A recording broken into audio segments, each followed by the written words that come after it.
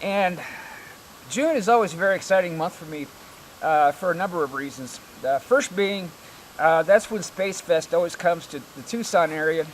And the last couple of years I was very sick, and even this time I had bought tickets for all 4 days. Was only able to make 2 of them, but I was able to get a lot of great interviews with astronauts.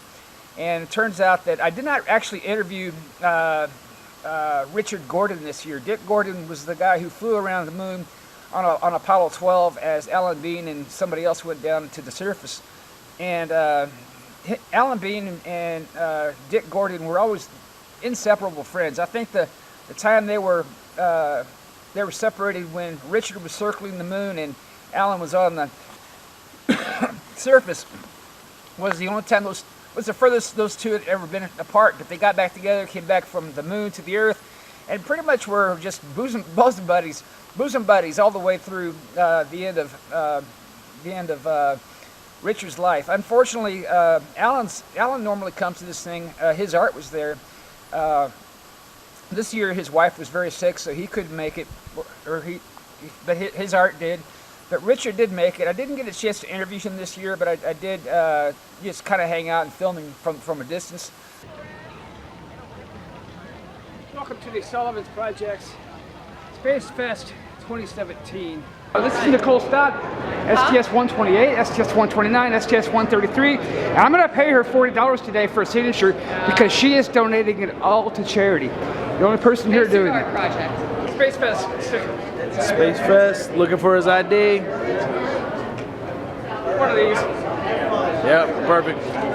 Red, white, and blue. God bless America. God bless America, that's right. Thanks. You're welcome. And I want you to know that you can be wherever you want to be. Captain McCandless again. Very nice to see him here. Once again at Space Fest, and what an awesome guy he is. And he has the best footage of setting the new record, even beating Mercury as being the world's smallest spacecraft. And it will take quite a lot to beat that.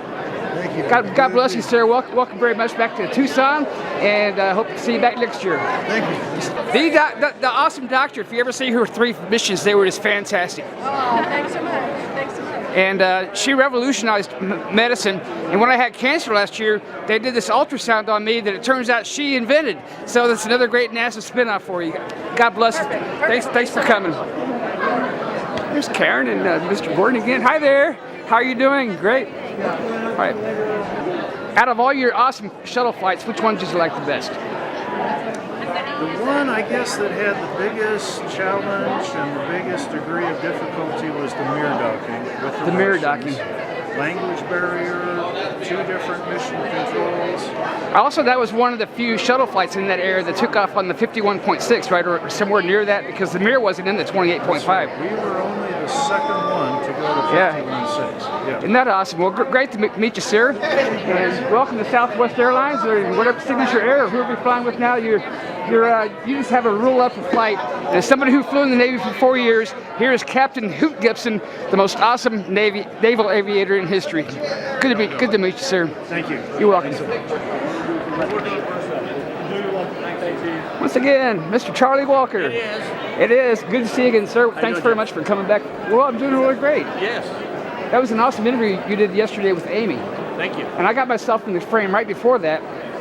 And I got more hits. You bombed it? I got more hits on my face since Muhammad Ali last boxed.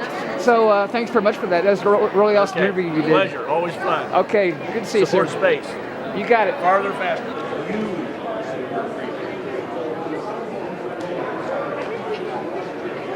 Well, that's another guy I got to meet while I'm here, Rick Sternbach. Look at his biography here. Graphic designs for Star Trek Nemesis, Star Trek Voyager, Deep Space Nine. That's just a start. In my Liberty 72 fiction, there's a place called Sternbach Spaceport. And guess what? Sternbach Spaceport was named after this guy. Great stuff.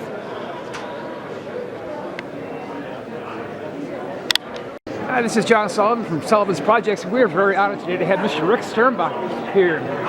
Everybody already knows who he is, but I'll just repeat it for you. He had a lot to do with the production work of the redesign of the movies version of the Enterprise. He was also very important in Deep Space Nine, Voyager.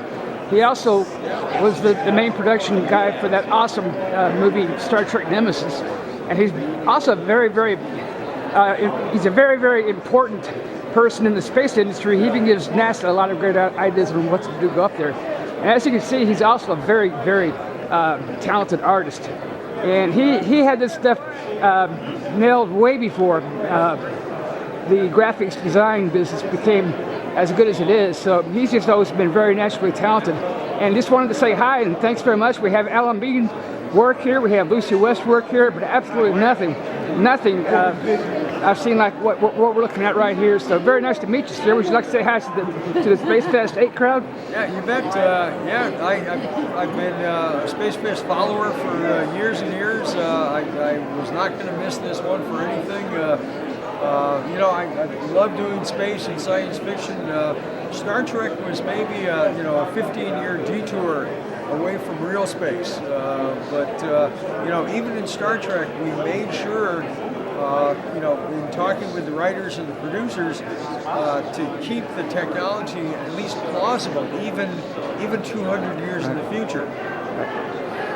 That's really awesome. And once again, welcome to Southern Arizona, my home, and you're always welcome to come back anytime. Very glad to meet you at last. Thanks a lot. Thanks a lot. Yeah, goodbye. Thanks, sir. Do you have time for a real quick interview?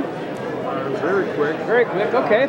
This is Captain Paul Weitz, the United States Navy, and we do certainly appreciate him coming here, enjoying wonderful Southern Arizona.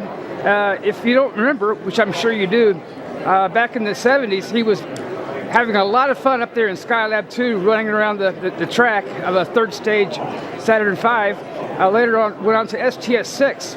And so he's one of the very few people, add that to Vance Brand, who has flown both the shuttle program and the Apollo program.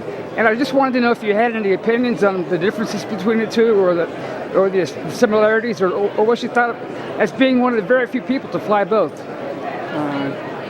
No, well, Skylab was obviously basically a habitat checkout, primarily interested in the effects of prolonged periods of weightlessness on the human body. Where in the shuttle flight, we went up to do a job. It was the first flight of the shuttle Challenger. We did some engineering tests and evaluations, and also did the first spacewalk, EVA, using the new design shuttle pressure suits, which Story Musgrave and Don Peterson did. And we do love Story. Well, yeah, everybody does, one way or the other. Okay. Well, thank you very much for that. When you went to Skylab 2, you found you had to do some repairs almost immediately because of a heating issue or electricity issue, correct? Well, that's right, yes. We had to free the stuck solar wing eventually, which wasn't successfully accomplished on launch day. But we managed to get in, make it habitable, and get on to the total repairs, final repairs later on halfway through the mission. Well, for everybody who doesn't know, Challenger was actually a very different bird than Columbia, much lighter, improved materials, and a much different design, so that it really was a prototype on that flight. And I just wanted to thank you once again for your awesome service in giving us the pioneer for what later became the Mir Space Station, the International Space Station, and all the rest. Thank you very much for all you did, sir. Well, you're welcome. You're most welcome. Have a great day. Appreciate it.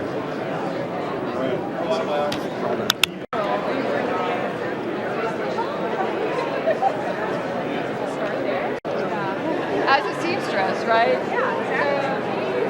Somebody told me yesterday this was actually in space. This was the most difficult thing for them to do. It was really difficult. So we did turn it into like a hexagon, and then they had to lay it out on the pattern until it was. Good memory about the deal.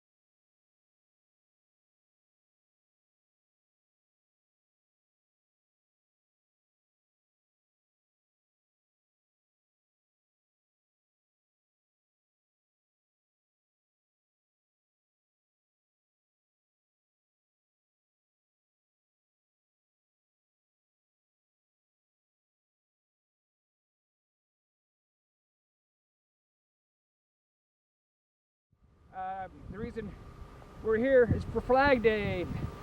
So God bless you guys. Please enjoy this, and not really much more to add other than still struggling with the VA to get seen. Apparently I have an appointment on Tuesday I didn't know about, but I'll call and find out what that's about. And that'll be that, because I still have some more work to get done. I'm just working part-time now for an interesting company. No more than like 4 hours a week. It's not that much, but it's something. Book sales. Thanks very much for watching or purchasing Liberty 72 When Battleships Fly, Liberty 72 Hidden Treasures, Liberty 72 Endless Wonder, and just released this month, since the last mid-month review, Liberty 72 The Viking Club. Most of it filmed right here in Cochise County for the movie version. I'm feeling better this month finally. As you can tell, I'm looking better too. Really did enjoy the Space Fest from end to end. Can't wait for the next one.